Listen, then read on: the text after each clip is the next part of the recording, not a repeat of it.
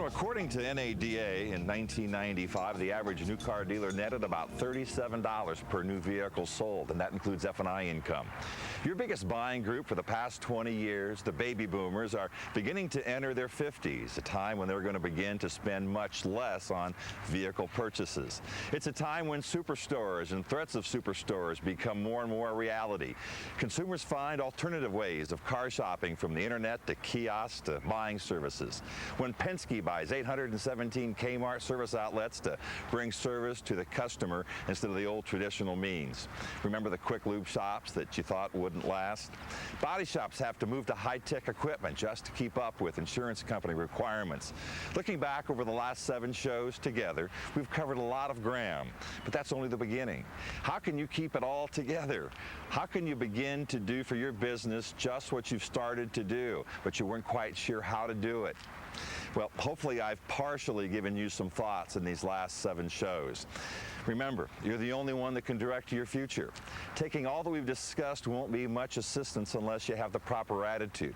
Develop the proper skills with your employees and your customers, and begin to build a knowledge base that has both breadth and depth. Now I want to help you bring it all together. You know, process improvement is hard work. Making your improvements last can be an even more difficult task. In this program, I want to help you accomplish just that. However, to make process improvement a part of a philosophy of continuous improvement within your dealership, I want to give you the tools that are going to help you make that change effort successful. Continuous improvement is the only thing that's going to guarantee your dealership's future. Well, it's the future. The customer is dictating the industry, our industry, every industry out there right now. Customer service is so vital in today's marketplace. So if we don't focus on the customer now, 10 years from now we'll be obsolete. We've seen it happen in the past, and it's going to happen in the future. That's why our efforts are focused on the customer and how we're going to take care of the customer. So far in our shows and workbook, we've given you guidelines to begin the management of change on your own, from self-analysis to diagramming how a process should be. Let's take a minute now and review our top 10 to-do list. Number 1, pre-plan. Develop your mission and vision and communicate that to the whole organization. Be objective about where you are right now. Set new goals and objectives, and let's get outside help if we need it. Point 2, identify processes to improve. You might find, as we discussed, the SWOT exercise works out best, looking at strengths and weaknesses and opportunities and threats. Create project management teams and have those teams prioritize those processes that are most in need of fixing, that will give you the quickest hits or wins. Point 3, process definition. Get agreement on what processes we really need to fix. You know, most processes you come to find are employee or customer driven. Point 4, identify issues and concerns. Get consensus on what the issues are and what problems need to be addressed. Keep your stakeholders in mind. What's going to really benefit them? Point 5, diagram the as-is, the current state. What are we really doing right now? Is what we thought we were doing? Can you get agreement from everyone that this is in fact what's going on? Point 6, analyze. Look for steps that add value and remove steps that don't. Look for waste and inefficiency. Measure time in the steps. Point 7, redesign or improve. Take the should be. What should the process look like? Reduce the steps and the handoffs. Make it simpler. Add value to that process. Point 8, document. Written communication will clarify and improve your ability to manage and train others in that brand new process. You know, in this final show, I'm going to cover the final steps and add these too. Point 9, think about the implementation plan. How are you going to roll this thing out? And 10, think about follow-up. What are the things that you're going to have to do as managers to assure that the changes you make really last? If you don't realize that we're going to make mistakes and we're going to have some problems, then you don't deal with them very well when they do occur. And what we have to do is understand that. And the blood pressure and the volume and the voice can't go up. What we got to do is stay very, very calm. I've been told that, you know, Rick Mears, his heart rate goes down when he starts spinning, and I really think that's what we got to do. You know, we got to be calmer when the problems occur, and part of doing that is understand they are going to happen. We are human beings. Our technicians are going to make mistakes. Our What sales do you guys, do when it happens? now you got to overreact. You got to overkill, and On the other side. absolutely, you got to go to the good side. Your project management team and your process owner, they carry the responsibility of implementation, of measurement, review, and adapting the process improvement effort. 2 pages in your workbook will offer some suggestions. Page 16 in your workbook covers reviewing the project status, and page 17, adapting the project plan. Process improvement is an ongoing management activity that needs processes to be recorded and have the results reviewed and adapted.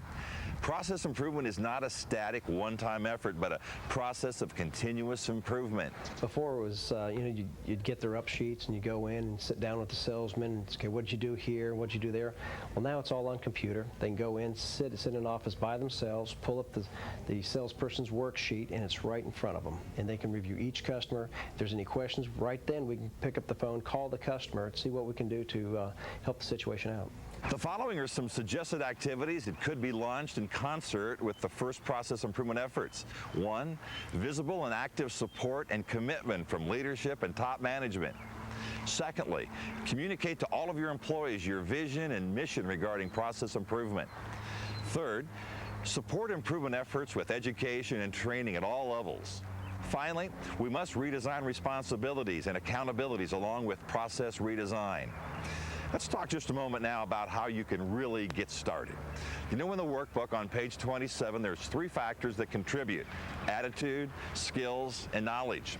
To overcome resistance to change, seek buy-in by communicating why you find process, communication, and improvement management priority and activity. Involve everyone we can in that improvement process. Let's make everyone a part of the solution, not a part of the problem. You know, the first thing to do is to evaluate where you are right now. Our workbook will begin that process for you. Review the tapes of the earlier shows on employee and customer enthusiasm and on leadership. If you haven't done the pre-work exercises in that workbook, do it now. Next, you need to create a process management team. Select a pilot process improvement project. For your first process project, select one that's simple.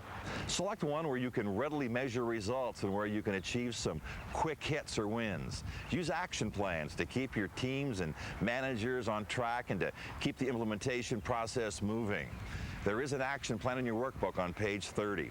If you don't have one of your own, this is a good time to start with that one.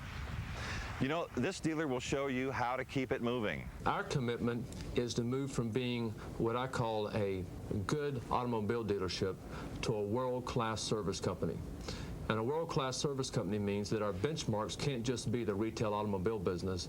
We've got to look outside of that to the best service businesses anywhere in the world and use those as comparisons for us. How are you doing that, Don? Well, we sent a team down to Disney World to look down there and say, how do they do it? I mean, Disney World is an incredible organization, 34,000 employees. What did you learn from Disney?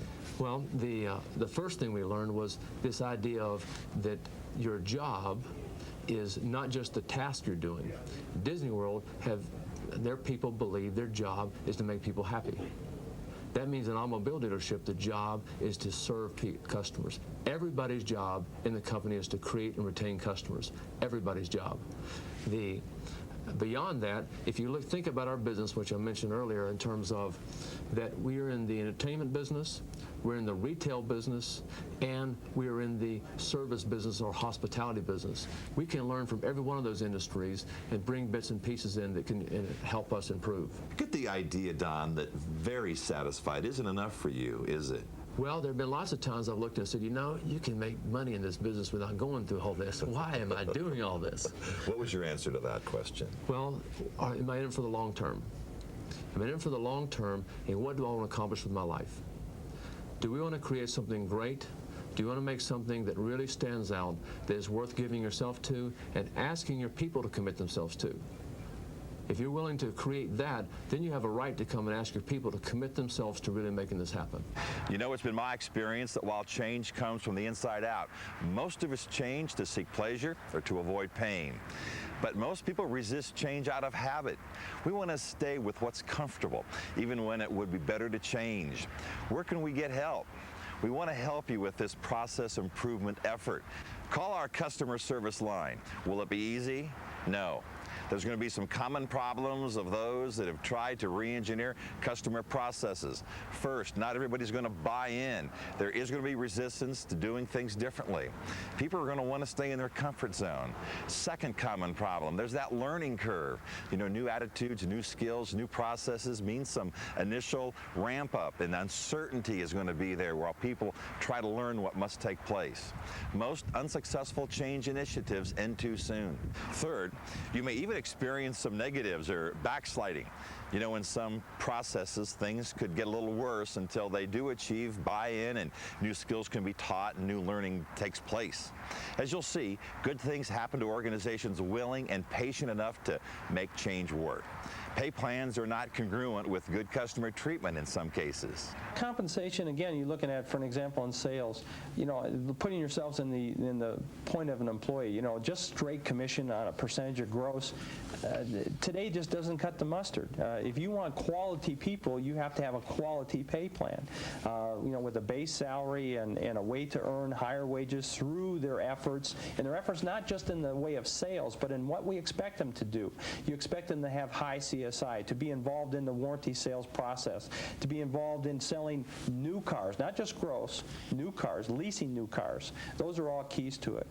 In regards to the service and my warranty clerk, they're all based on an incentive bonuses in the service manager and service advisors for CSI, for labor hours for the customer, not gross profit. That to me is my function as a dealer. I set those rules and those standards.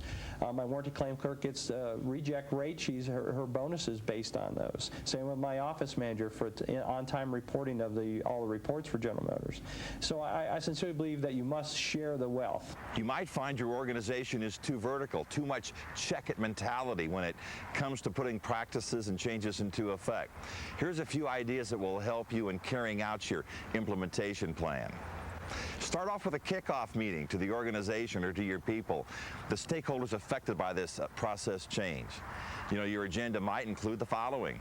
Point 1, explain why process change is important to theirs and to the dealership's future. Point 2, discuss how each person is going to be affected and how they'll eventually benefit. 3, use your frontline people on the project management team. 4, discuss management and leadership commitment to implementing the changes in terms of time, resources, and money. 5th, discuss how process changes will impact the day-to-day operations of the dealership. 6, review your implementation schedule. Point 7, explain how change will be reviewed and adapted and how conflicts are going to be resolved. 8, keep the meeting short, no longer than 1 hour. It's been said that success is 90% perspiration and 10% inspiration. You know, that's true for process improvement as well. Here's a checklist to aid in your implementation efforts. 1, continuously reevaluate leadership commitment to the change process. 2, communicate with everyone in the organization what's going on. 3, schedule needed education and training as quickly as possible. Point 4, get up-to-date job descriptions to everyone as soon as possible. 5, clarify expectations with everyone and what the new measurements are going to be about. 6, in the early stages of implementation, review and adapt the plan as often as needed. 7, formalize the process implementation plan and communicate it to everyone. Point 8, use action plans to assure feedback and follow-up. Well, we've arrived at the end of this journey. I spoke of it in the first show, but really it is just the beginning of a profitable future full of energy and enthusiasm for your dealership. Someone once said that the only thing that is permanent is change. However, even if you can't do anything to keep change from happening, you can help steer its course. I hope you found this series to be informative, but most of all, I hope it has caused you to reflect on the way you operate your dealership. You know, a business person only has to look at those closest to him or her, their employees and their customers, to determine what their business future will ultimately become. If your customers and employees are satisfied and remain loyal, the future can't be anything but bright. I welcome the opportunity to hear from you about some of your struggles in order to become successful and how what we've discussed here may have played at least a small part in that success. Until then, I wish you team focus and total success. I'm Steve Nickelsen.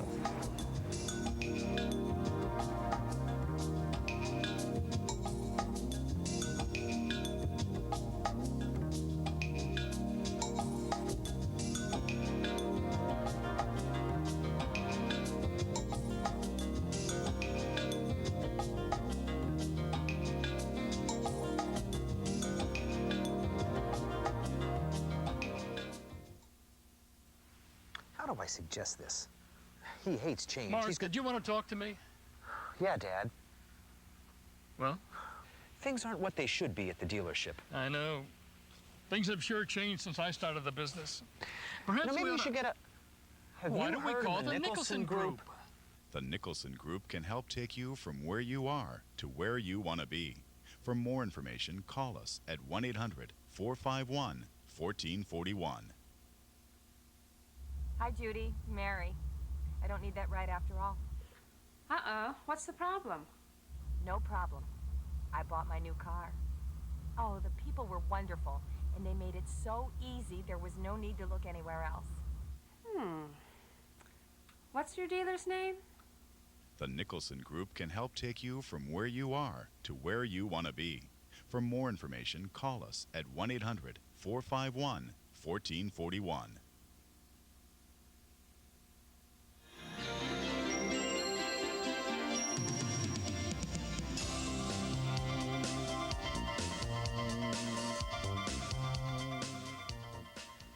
Welcome back.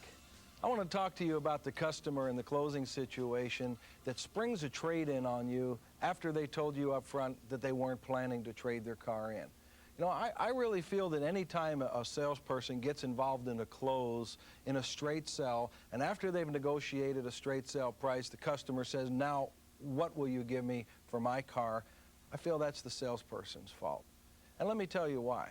How many people actually buy a new automobile without disposing of an old one? I mean, how many people do you know that have every car they've ever owned lined up down their driveway and down the street? Most people, when they buy a new one, they get rid of an old one. Well, how do they get rid of it? Well, you know, sometimes they trade it in. Sometimes they sell it on their own. Sometimes they give it away. Sometimes they use it for a second car. Now, we've learned that we're supposed to ask the customer up front, are you planning to trade? And many times when we bring this question out, the customer says, well, no, I'm not trading my car. Most salespeople, when they hear that, they just go on. You know, how are you supposed to handle it when the customer says, look, I'm not trading my car? I asked that question in a seminar one time, how do you handle that? And the salesperson said to me, say, good, now I don't have to deal with it. But the problem is you think you don't have to deal with it, you get in the close, and it jumps up and bites you. Customer says to me, I'm not planning to trade my car. I'm going to say, that's fine, sir, but share with me, what are you planning to do with it? And he's going to tell me, well, I'm going to sell it myself, or I'm going to use it for a second car, give it to my son or daughter. Let's talk about these three things. The customer says to me, I'm going to sell it myself. Why would he say he's going to sell it himself? What's his motivation? Well, it's obvious. That customer has already decided in his mind if he sells it by himself, he'll get more money for it. So what do we say? Do we say, yes, sell it by yourself and you'll make more money? Or do we say, well, no, sir, it can't be done? Well, most salespeople would disagree with this customer and say it can't be done. But the bottom line is that it can be. Because if the customer trades the car to us, we're going to give the customer actual cash value. If the customer sells it on his own, he's going to sell it for retail. So if the customer sells his own trade, he's going to benefit by him earning our profit. Let me tell you how to handle this situation. The customer says, I'm going to sell my own trade. Say, that's fine, sir. You can probably do that, but share with me, how are you going to do it? You're going to run an ad in the paper?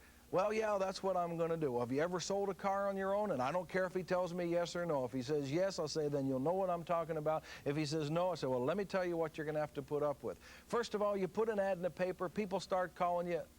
Strange how they call it the oddest times, when you're busy, late at night, at the middle of the night, early in the morning. But of course, they call, they're interested, they're going to have to come out to your house.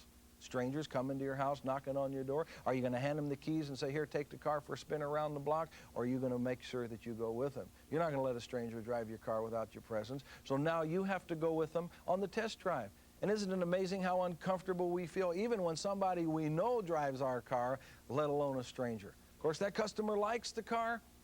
He's going to want to buy it. Is he going to write you a check? How many people could actually sit down and write a check? If they had that much cash, they probably wouldn't be considering a used car. They'd be in a dealership buying a new one. So, sir, it's going to have to be financed. Are you going to be able to finance it for them? Probably not. So they're going to have to go to their bank or go to their credit union. And you're selling it on your own. You're asking a premium price. When that banker looks in his book and finds out loan value, he's probably going to tell the customer, well, this is all we'll lend, and the rest of it you're going to have to make up in cash. Customer doesn't have that cash, you're back to base one again. Another customer comes in, they have their own trade. You can't take a trade in, so now they have to sell their car before they can buy your car. Stalls you again. Another customer comes in, I want to buy the car, but you know, it needs tires, it has a few dents, the windshield's cracked, will you fix all those things for me? And you're not in a position to do that. You know, sir, you can sell your own car. But let me ask you a question. If you didn't have to put up with all that inconvenience, all the time, all the frustration, that would have to be worth something to you. What do you think it would be worth? And see, now I need a commitment from the customer on what his time and his inconvenience is worth. And he might tell me a couple $100, $300. Well, that's fine. I can live with that. Well, sir, I'm sure you're aware that if you trade your car in, and in most states there's a sales tax credit for trade-ins, you would save sales tax on the value of your trade-in. That's going to save you another $300, $400, $500. Now, if you add the sales tax convenience to the amount of money that you're going to save from your inconvenience, the bottom line is you're really not saving any money, are you? See, the whole key to this scenario is that I agreed to this with this customer when he says, I want to sell my own trade. Sure, you can do it, and you can save money, where in fact most of us disagree with them. If that customer feels they can sell their trade in, you're not going to change their mind. Agree and overcome. Guy says, I'm going to use it for a second car. Well, that's fine, sir. What are you using for a second car now? Well, my wife has an 83. What are you planning on doing with that? Well, geez, I'm going to trade that one in. The customer says, I'm going to give it to my son or daughter. Wow, I'll bet they're really excited. First car, yes, sir, let me offer you an alternative. What if instead of giving your son or daughter your hand-me-down, we took them over to our used car lot, let them pick out a fully reconditioned, fully guaranteed used car, took the same dollars that we'd offer you in trade and put it in a new car for your son or daughter? Do you think that might be a good alternative? Now I have an opportunity to sell 2 cars instead of 1. Now let's review this for a minute. The first point, when they say, I'm not going to trade my car, you have to ask yourself, well, what are you planning to do with it? They're going to sell it themselves, use it for a second car, or give it away. The second point, after they say that, you have to offer them an alternative. If they want to sell their own car, give them the alternative of trading it to you. If they want to give it to their son or daughter, give them the alternative of buying one for you. If they want to use it for a second car, find out what they're using for a second car now. Thanks for listening with us today. I'm Bob Cohen.